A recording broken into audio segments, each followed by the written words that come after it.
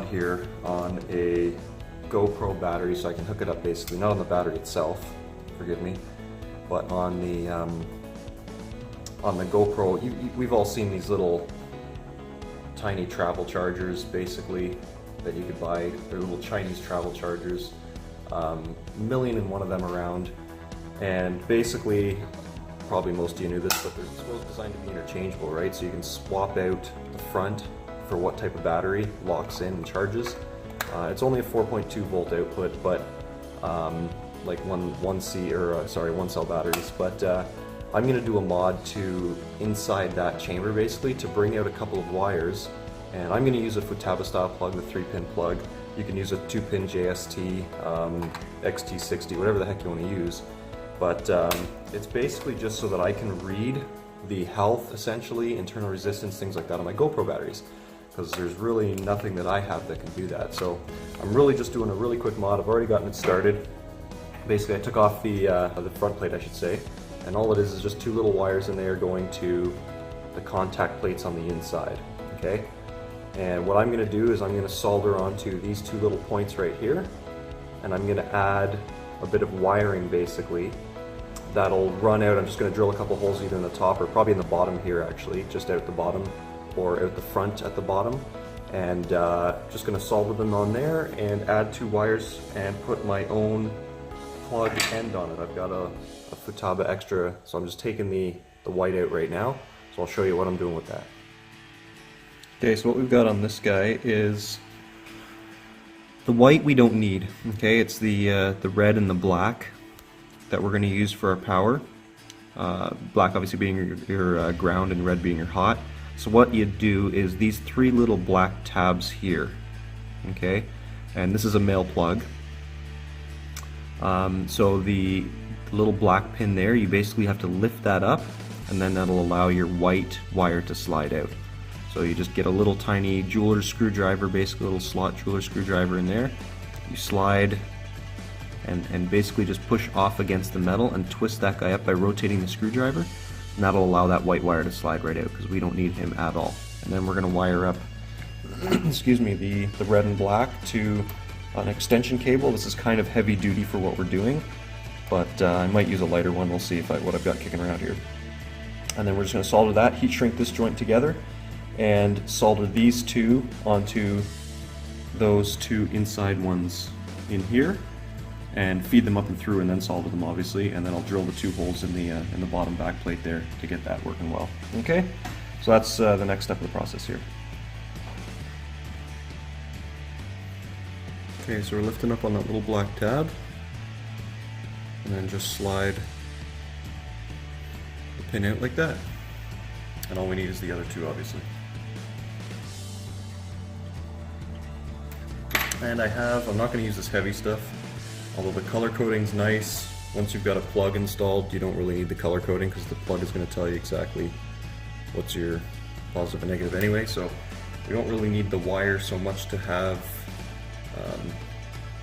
to be colored, to be labeled. So I have some 24 gauge wire, which is more than enough for what we're doing, and we're going to solder that on and simply double check. One of them has a white patterned line and a white solid line, so obviously we'll use that as our hot, and the black will, the solid black wire will be our ground, our neutral. So solder them up, and I got to heat the iron up, so I'll come back for that. Okay, so I've got a little bit much length. These are already tinned, already soldered. These ends here, so we got a little bit much length on them. So I'm actually going to trim them down to about half size. Well, that wasn't supposed to go in there. Same thing with that one. And we're going to prep our other end.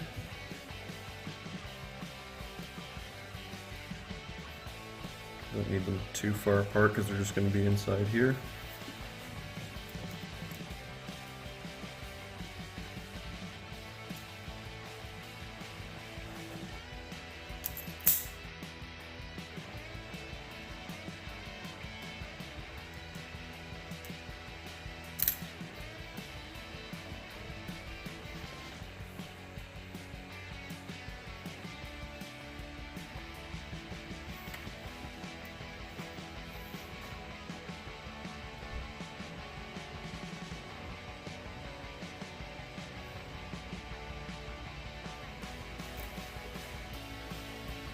Okay, we got our two ends tinned. Good to go. Now, I like heat shrink. I've always used heat shrink anywhere I can. So I've got this stuff here. It might be just a hair on the large size for what we're doing, but hopefully it shrinks down enough to, it's normally a 3-to-1, 1-to-3, however you say it. But this might work, so we're gonna try it. That's all I got on hand right now. I'm out of pretty much everything. Chop the second one, because you're gonna need 2 of them. And always, always, always put your heat shrink on before you try your solder, because you're not going to get it on afterwards.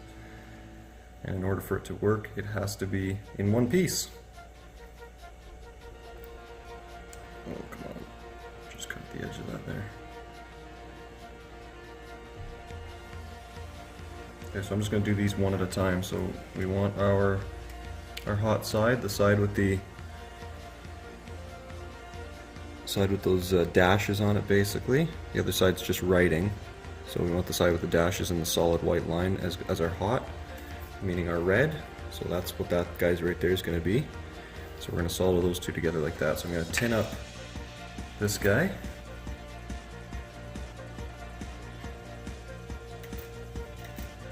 Okay, so those two are done now. Nicely tinned.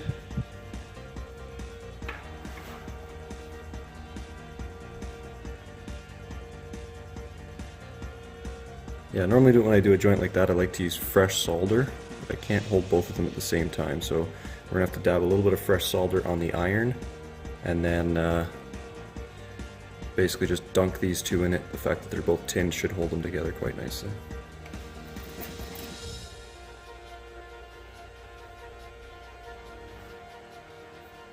Okay, so I'm gonna try to get these guys to just kind of hook together, touch them to the heat, and then pull them away with a little bit of extra fresh solder going into them, and they should give me a pretty good connection there.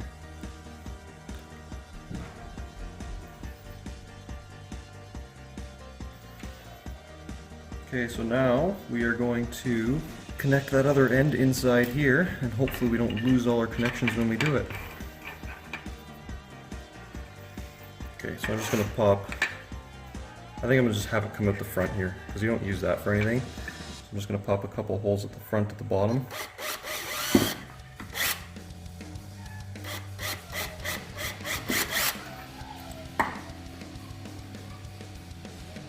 Right beside each other. And I'm going to have to open them up so I can slide the whole thing through.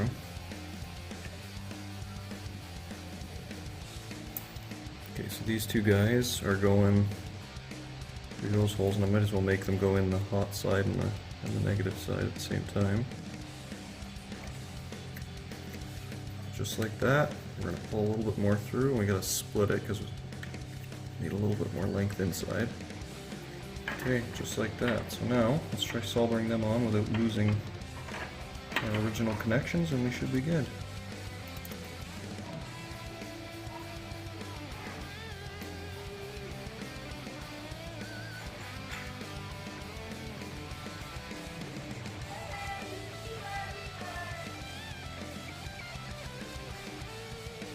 Numero uno. The positive side here.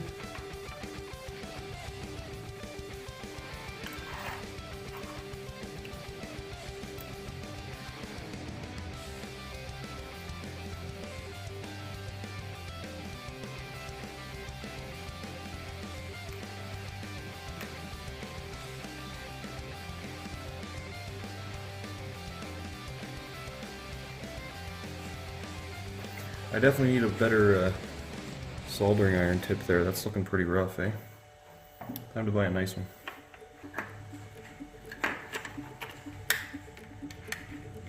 Okay, put your cover back on, put your screws back in, and you're done.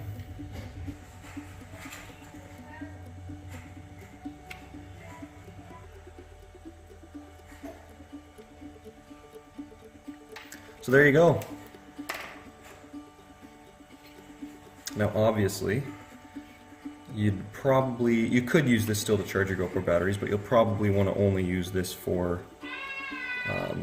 actually checking your batteries on an AccuCell or charging them with an AccuCell, like a Turn G charger or other type of charger, because you've got the charging plug there basically. So you can do it the other way still, but just understand that you're going to have voltage across things like that. Now they are recessed, so you probably won't have any issues with shorting out, but if it were ever an issue, cover it with some electrical tape, something like that. It'll give you a nice little bit of protection. You can do the same thing on that in there.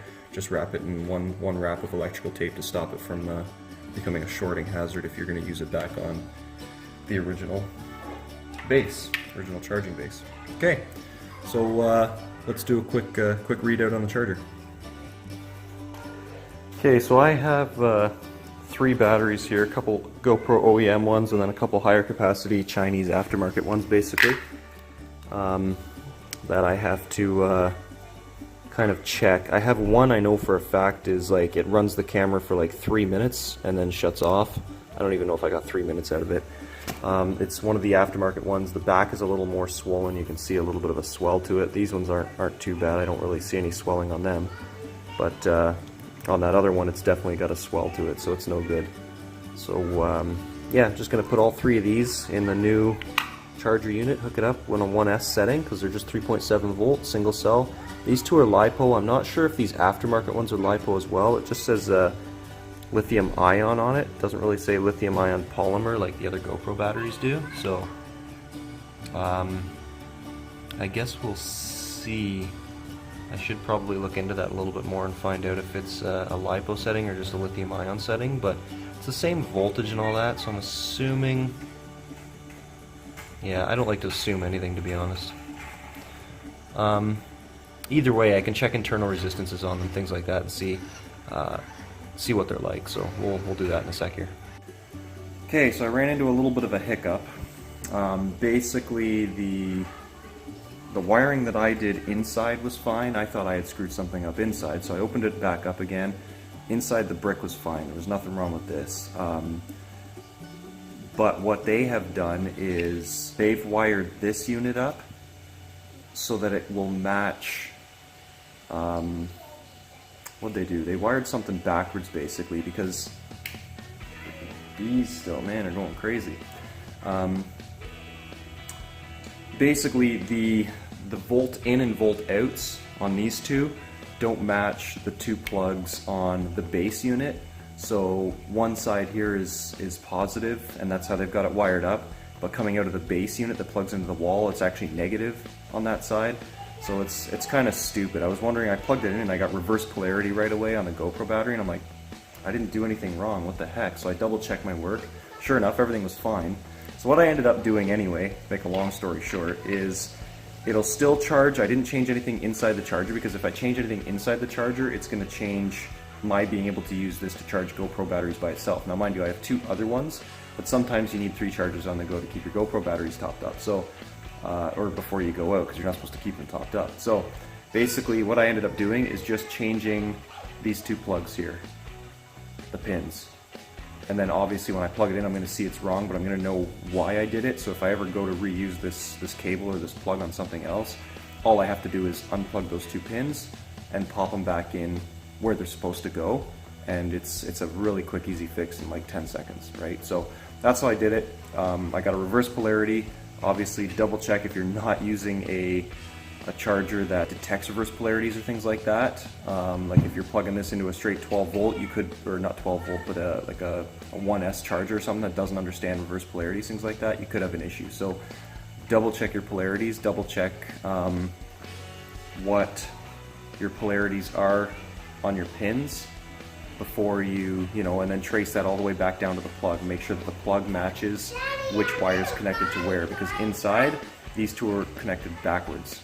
Literally, like I've got my positive and my negative have, my negative's got a red wire on it, my positive has a black wire on it inside. I think that's what they screwed up, but that's what they changed to make it work. So just double check things like that, you should be alright.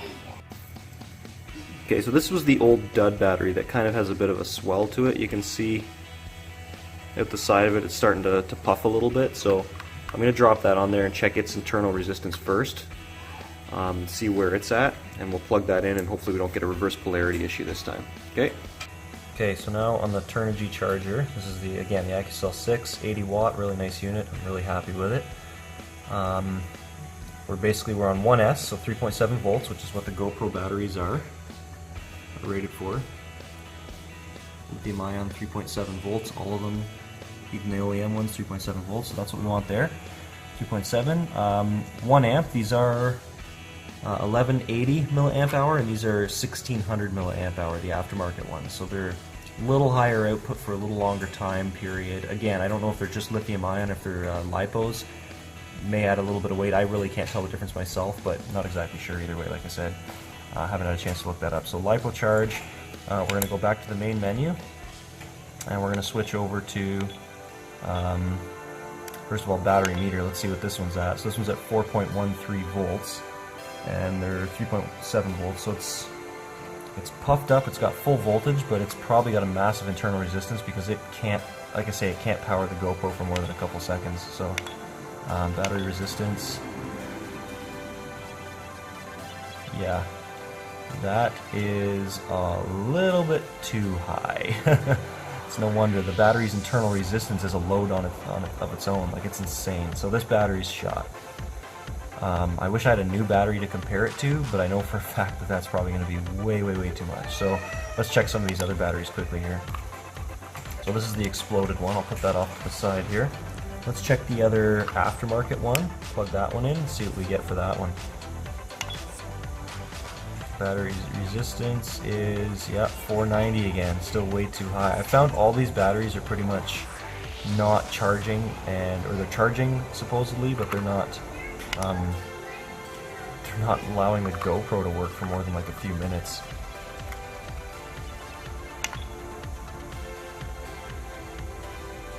$426 again, yeah. $413, yeah. So I don't know. Again, I don't know what an OEM battery's like, brand new, but I don't think it should be around 400 milliohms. I mean, we're getting most lipos with multiple cells and all that kind of thing with like 4 to 6 to upwards of 20 milliohms, so I don't see 400 being anything close to good. So that's probably the problem with all these batteries. Internal resistance is way too high, and they're all shot.